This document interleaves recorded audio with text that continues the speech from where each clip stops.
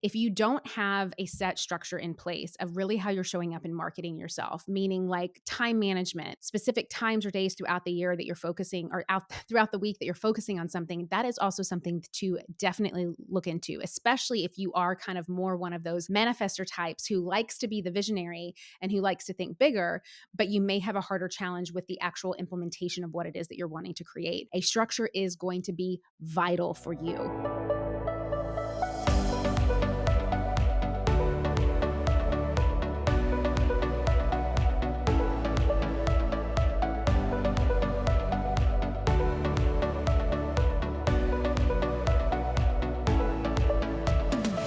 Hello, my friends, and welcome back to another episode of the Influencer Podcast. I am excited about today's podcast episode. I've been wanting to do this for a while, and I actually sent an email out a little over a month ago about this, and I'm just now finally getting to be able to do it. Back in August, I think it was, I sent an email out to my email list asking them for any kind of brand growth or strategy or content creation problems or challenges that they were having, because I wanted to take some of these questions and feature them on the podcast. We got like hundreds of responses back, which is always so cool. It's so cool to see you guys respond. It's so cool to hear from you, just personally hear what may be a challenge for you. And I was able to pull out quite a few really good questions that I think a lot of you do have a challenge with, because I was trying to make sure that we covered everything. So I'm going to be sharing with you guys today some of these questions and my responses to them. And it is my hope that episodes like this really support you in where you are right now in your growth journey and really helping you get to the other side of whatever challenges or situations or things that may be keeping you stuck. And so if you like conversations like today between you and I would love to know. I would love your feedback. I have been testing some new things out with the podcast, and I just always love to know what you really feel helps and what is the most resonating for you. So after you listen to today's podcast episode, if you're like, okay, you know what? I liked the Q&A style. I like it when Julie just kind of went in and did her thing and answered my question.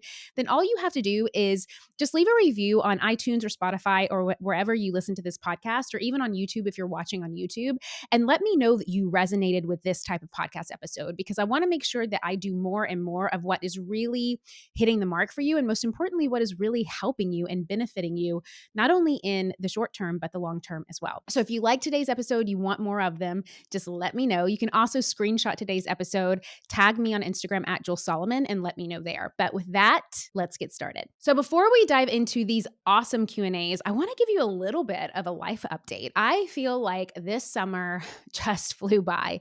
It is now October when I am recording this episode, and I can't believe that it's already October. My family and I had a really beautiful summer. I think I mentioned in a past episode that we went to Europe this year, and we took our 10-year-old son Camden, which was so amazing. Just the whole journey of that. If you're interested in checking it out, I still have a highlight up on my Instagram of everything we did, everywhere we went. We went to Paris, France, we went to Switzerland, and then we ended in Italy.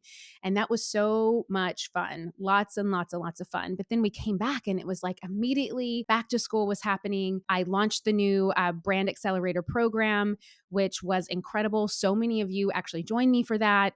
So you're in it right now. You know what that's like, but that has been amazing. If you are interested in joining the Brand Accelerator and you missed us for the 2023 year, all you have to do is go to juliesolomon.net/TBA, and you can actually put yourself on the wait list for the one that's coming out in 2024. We're actually going to be doing it earlier next year. It's going to be coming out in like February. So if you're interested in that, go to juliesolomon.net/TBA. And then the other thing that has been happening is a lot of travel. I have been go, go, go. We have had a lot of really amazing life celebrations that have been happening with a lot of our family and loved ones and just friends in our life that we wanted to make sure that we showed up for. So earlier this summer, we went to a wedding in Seattle for my dear friend Liz Ryder. Then we went to Naples, Florida for another wedding for my other friend Lizzie. We also had a birthday party in New York City. We have just kind of been all over the place. And we are about to head to Los Angeles soon. And then once that is done, I am coming home. And guys, I don't know about you, but I am like ready to chill out. I am ready for the holidays. I am ready just to be home for a hot minute. I'm ready for all the fall sports to be done. Like I'm ready to like nest. So that is where I'm at. And that is the season that I'm in. And part of that nesting is just getting back to doing, I think a lot of times what we feel like is just that day-to-day work that is not always fun or sexy, but it really does keep me structured and it keeps me accountable. And I really need that structure and accountability in my life, that I thrive on that. And so I've been longing that, I've been craving that. And one of those ways is here with the podcast, and just being able to work on my podcasting day, batching all of my episodes, doing my thing, really creating some good stuff for you all that are going to move the needle. And so I'm excited just to be here and doing that today. So, with that said, we are diving into some of these incredible questions that I received about a month ago from a lot of you. And I have pulled some questions that I really feel are very common. They're questions that I see come up a lot in the community through DMs or through my broadcast channel when we're kind of going back and forth, and I get to communicate with some of you that are in there. And so I wanted to bring them on the podcast today. So the first question that I am covering, this is actually from a woman named 𝐲𝐶 Whalen. She's a branding photographer. She has had 3+ years of experience in her brand and business. And this is what 𝐲𝐶 said. She said, I have a problem maintaining focus regarding social media outreach. I am one of those manifestor type individuals who's great in small bursts, but not good doing the long haul. I have lots of determination and drive, but have an extremely scattered approach to marketing myself. Help. I loved this, 𝐲𝐶. I love the honesty, and I just loved how common this is. I mean, so many of us have felt that way.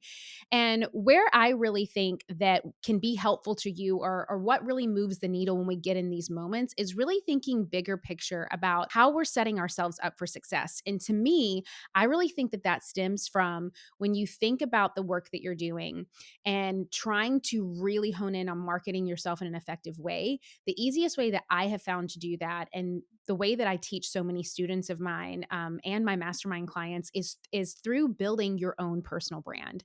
And so many people are leaning more into their personal brand now, which I just absolutely love to see. I think it's way more fun. It's way more interactive. It's way more personal, hence personal brand. And I think the thing that sometimes gets people confused or scattered is that they treat their personal brand, or really they treat their content online, more like a personal diary, when in fact, I kind of think that that more hinders your opportunity for growth, and it actually makes it harder to stay focused. And what I always say is that, you are not your brand. Just as a logo is not a brand, or your website is not a brand, really your brand is your reputation. And it is the perception that people have of what it is that you're putting out there.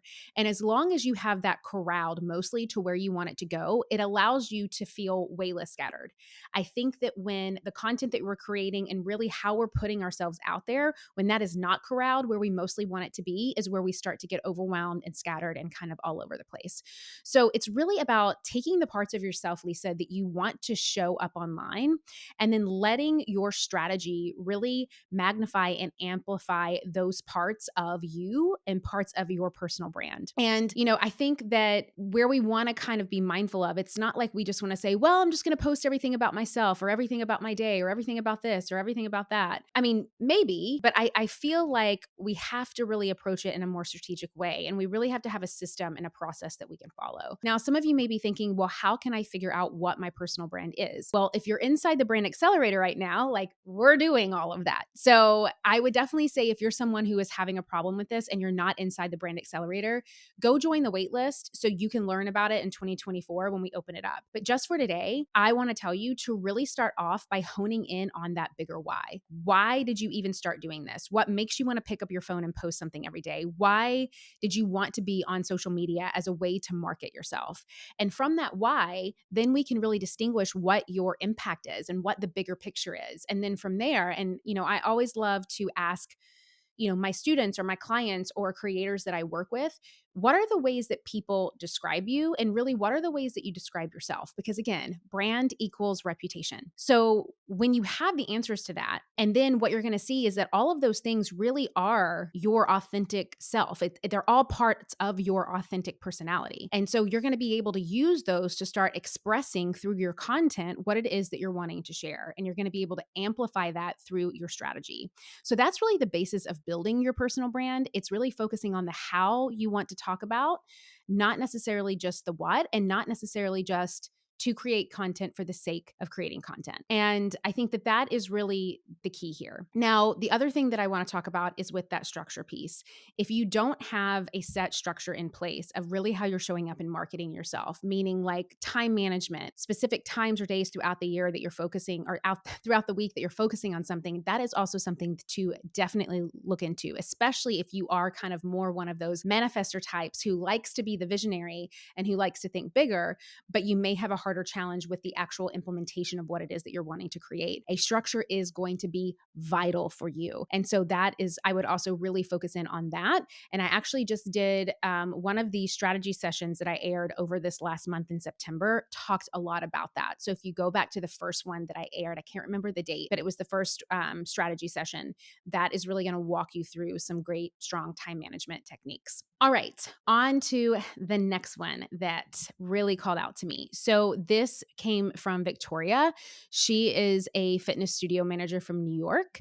And she said to me, as a fitness instructor and studio manager, my content on Instagram is divided between healthy lifestyle for women and helping fitness professionals market themselves on social. What's the right way to balance the content?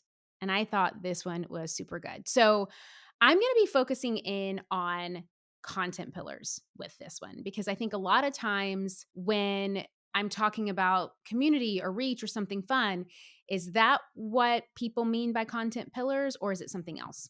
So simply put, I believe that we should all have content pillars. I teach how to build this out. I teach how to figure this out.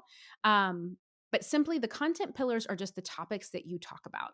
So for example, if you are a fitness influencer or fitness instructor, your content pillars might be workout videos or healthy recipes, or maybe breakdowns of your body or muscles or certain different workouts that are going to affect certain muscles. So those are the type of topics that you would talk about. Then in each topic, you could actually brainstorm content within that pillar. And then you could have different goals for every single one of those ideas. And so if somebody wants to figure out what their pillars are and why they are important, because it's kind of like we were saying before, like you don't want to just post about anything and everything, because you want to give people a sense of what they can expect by following you. You want to have that consistency. You want to start stepping into more of a authoritative expert type of sounding board for the people that are coming to you. And so with content pillars, again, those are the topics that you want to talk about. So let's say as well with this example, not only is she in the lifestyle and the fitness space, but she's also sharing business strategy and tips, right?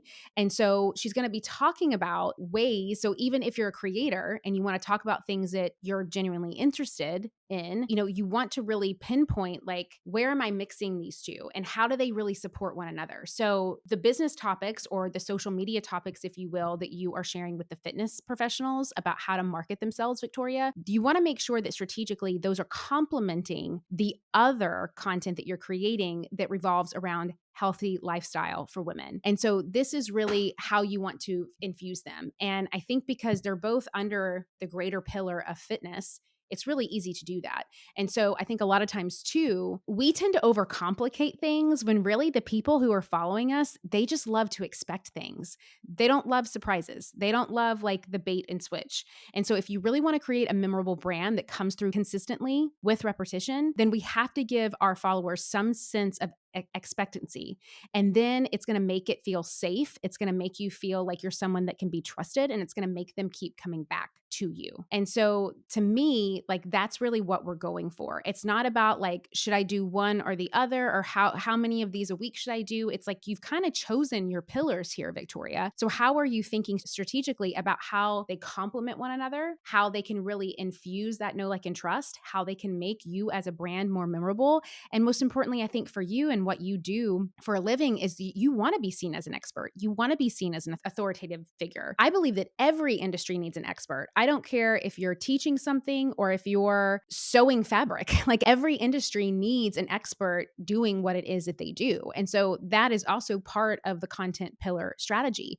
And you want to make sure that the topics really align with that greater purpose. So I hope that makes sense. And that really gives you maybe just a sense of like letting yourself off the hook and letting letting you kind of not have to overcomplicate it so much. Because it's not about like, well, how many pillars should I have? And am I doing this? And it's like you get to decide what all of that looks like, which you already have. But now it's just about how can you show up in a consistent and strategic way with every single content that you're creating, and asking yourself with every piece of content, what is the goal of this content? What is the goal of this piece that I'm about to share? On to the next question. And this one is from Sammy, who is a content creator. And she says, I've been actively working on my socials for at least 5 years. A year ago, I landed an ambassadorship with an amazing brand that I love. And I've been paid for one collaboration, which I'm of course grateful for. But otherwise, I seem to have remained stagnant. I only grow by small bursts of 20 people at a time. And I've been hovering around 1.6K followers. I haven't been able to attract further features or collaborations otherwise, to the point that I'm even concerned I might lose my current ambassadorship. I'm focused on growth. I have the dedication and I'm still dedicated, but it's a lot of work for badly any compensation. I would love to make this a more lucrative and find further brand opportunities. Oh, yes, yes, yes. Okay, Sammy, this is so frustrating when it happens, right? It's like we're doing all the things, we keep showing up, we're so determined, like everything looks quote unquote right on paper. I would say that the majority of the time why this is happening is because creators that have this problem, they start to blend in with everyone else. They haven't really honed in on what makes them unique, their differentiator, their superpower, the thing that makes them them. And I think why this is so hard is because the thing that really makes you you, you're most likely not even thinking about. So when I say like your differentiator, your superpower, that really is also your brand. Because if brand equals reputation, what builds that reputation is what people perceive of you, is that superpower, is that thing that they think when they think of you, they think of what? And how do you even describe that? It's just really natural to you, so you may be overlooking it. But I think that what's so powerful about also working as a creator is just being a little bit more intuitive and self-aware. It really could just be, oh, you do this one thing all the time, or you're always giving off this type of energy, which is not really allowing the brands to see like what makes you unique and valuable. Because you have to remember when it comes to these brands, they are thinking about one thing and one thing only, and that is ROI. What is the return on investment? If they give you $500, what are you giving back to them? And if you're not able to quantify that through the value in which you bring to the table, then you can't expect them to want to pay you. And it's not that you're not valuable. Of course you're valuable. You're brilliant. You have so much to bring to the table. But you yourself probably haven't honed in on exactly what that is. And you're probably not consistently showcasing that through your content and essentially through your brand. And so it's really about you getting super hyper focused and super clear on what makes me unique and different. What do I specialize in? When people think of me as a brand, what do they think of? And if you don't have an answer to that question, that is your first key indicator that you probably need to differentiate yourself even more. You probably need to specialize even more. You probably need to niche down even more. And I think that that is something that a lot of people feel like they're doing enough of that already. But I always say, like, when you think you've done it, do more of it, do more of it, do more of it. You want to be so specialized, so crystal clear, so specific and what it is that you do, because no one else can be you. You are only your person, that anyone should be able to clearly and concisely check you out within like 5 minutes, whether they go to your Instagram or your TikTok or your website or wherever it is, and have a very clear idea of what it is that you do, who you serve, really what it is that you're offering to them and why they should care. And if they don't have that, if that is not happening in your world right now, you've got to get way more hyper focused on niching down about what is your unique value proposition, what is your unique selling propositions, and what are your key differentiators. And so that, I think, to me, just those little nuances really make a huge difference when it comes to your content. And it's also with the context too, right? It's also just having more awareness about, realistically, if I was looking at my content right now and how it looks on the outside, not to say that I haven't given it all my effort, or not to say that I'm not determined enough, but on the outside looking in, if I landed on my page for the very first time today and I scrolled through all of my content, would I be clear on who I was, and would I actually want to invest in my brand if I was someone else? And those answering those questions for yourself will give you some really strong indicators of what it is that you need to focus on in order to get to the other side of that blending in piece. It is most likely keeping you stuck. All right, on to our final question here. And this was from another content creator, More with Mo. And she said, landing paid collabs is my challenge. I often have businesses reach out, but it's for gifted collabs. And it seems like paid collabs come in waves, and I wish it were more consistent. All right, so lack of consistency with paid collaborations. I first want to just talk about, before I give my answer of most of the time why creators have this issue, I want to talk about the three most popular types of brand collabs. Now, obviously, this is going to vary widely depending on factors like your niche, your audience size, your engagement rates, the specific industry that you may be in. But for the most part, the three most popular types of brand collabs, at least in today's world, it's October 2023, here is what they are. One is sponsored posts. So this is where you create content featuring the brand's product or service. And it most of the time includes either some kind of high quality video or image or other type of medium. Now, typically creators, with some form of following, I have seen creators with 800 followers or more actually get paid to sponsor posts inside my course, Pitch It Perfect. I think we've even had a creator with as little as 300 followers get paid to create content. Now, the compensation here could be anywhere between like $100 upwards to hundreds of thousands of dollars, but that is a really popular type of collab. Another popular type is affiliate partnerships, and that is where you are typically promoting a brand's product or service for free in order to earn commission on the back end through your affiliate link. There's typically no follower threshold for this one because, the brands want you to put it out there. I will say though, accounts that focus more on consistently and are consistently sharing from an authentic place will find just more success with this. And then the third one is UGC, user generated content. That is where you are creating content featuring the brand's product or service for them to share it on their platforms.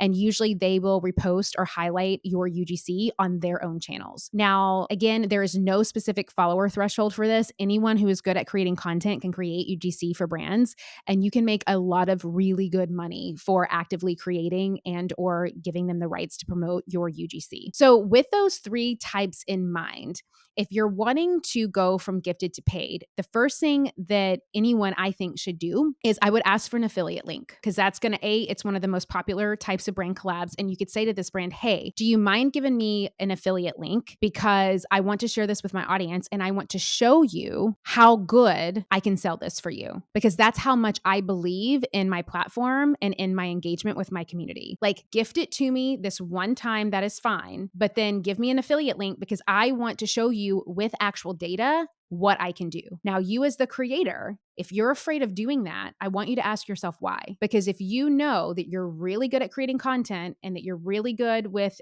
your engaged community and making this happen, this is a no-brainer. The only thing that the brand's going to see is you doing really, really good with the data on the back end. And they're going to be like, okay, you've proven yourself to us. Now we are going to happily pay you, right? A lot of times brands, again, they need to see this ROI. And so if you're someone that it's like, well, I don't get a lot of clicks on my affiliate links, or I don't really sell a lot for brands when I have, affiliate links, then that is your sign that you need to really, again, go back to more of the foundations of building your own personal brand first and making that really viable to the brand. I share this in my program, Pitch It Perfect. If you are someone who has this challenge, I would highly recommend you getting inside the Pitch It Perfect program. I take you through my entire social media to success blueprint that is specifically designed for creators who want to monetize and work with brands. And it's very easily just 5 steps that you have to master. You first have to know what your brand values are. You have to craft your elevator pitch and make sure that that is unique and authentic to you. Then we have your content strategy and plan that you have to consistently put in place. And then, of course, you have the pitches that you must write to the brands if you're going to be pitching yourself through DMs or emails or whatever your preference is. Now, of course, if you're a student of Pitch It Perfect, I give you all of the pitches, over 50 to be exact. So you don't have to waste your time writing these from scratch. I give you over 50 pitches that you can use just to kind of copy and paste. And then, of course, the fifth step that you have to master is the negotiation strategy, to make sure that you know how to do what I just told you to do. Like, how do you actually say that to a brand if you're wanting to go from gifted to paid? How do you really set it up in a way? What should those data markers be? What are those things? And so that is what leads to brand deal success. That is what leads to you, no matter what type of brand collab you want, whether that's the sponsored post, the affiliate partnerships, or the UGC, or a mix of all three that I mentioned to you. Now, of course, there's a ton of other different types out there, but again, those are just the most popular ones. If you're wanting to start to consistently monetize using any of those three or all of those three, you have to have those 5 steps essentially that I just said to you: brand values, elevator pitch, content strategy and plan, writing pitches or having them written for you so you can send them out, and the negotiation strategy to really see strong, consistent monetization when it comes to partnering with brands. Now, if you want to dive into that blueprint more, all you have to do is go to juliesolomon.net/masterclass. I have a free, completely free masterclass that is available to you. It was actually just very, very recently updated. So just head to there. You can watch it anytime. It is a recorded training that I did that is now available to anyone anytime they want to watch it. Again, it is completely free, but I walk you through that entire blueprint. I give you a pitch template. If you want one of those 50 pitches that I just shared with you, I give you one of those. I give you the step-by-step formula to create your elevator pitch. I give you all of that for free. And then if you decide that you want all of the other things to make this easy and successful, you can join me inside the Pitch It Perfect program. If you're ready to just join and you want to bypass like watching the training, that's fine too. You can go to pitchitperfect.net and join Pitch It Perfect. Or if you want to watch the free training first, again, go to juliesolomon.net/masterclass. But that is really what you need to do to make happen. And so for you, More with Mo, it could be, again, just that lack of brand values piece and that lack of content strategy and that plan. And if you don't have that dialed in, it is going to be so much harder to see that consistent monetization coming through. And so I would highly recommend doing those things and really getting clear on, what are the types of brand collabs that you want? What really makes you shine? Are you, do you do really well more at sponsored posts or affiliate partnerships or UGC? Do you do really well at all three? Have you tested them to see which one really resonates not only with you, but your audience and with the brands that you're working with? So this is really about thinking bigger and not siloing yourself to just thinking about like, I need the money, I need the money, I need the money. Of course, we all need the money, but it is also about thinking bigger, about building the relationship with the brand. How are you serving them? What are you doing for them? How are you proving yourself to them as a creator? Because that is what is going to build the long-term success and brand sustainability that you are looking for. Okay, my friends, that was the rundown of the Q&A. Now, as I mentioned at the beginning of this episode, there are hundreds of more questions inside that spreadsheet that we compiled.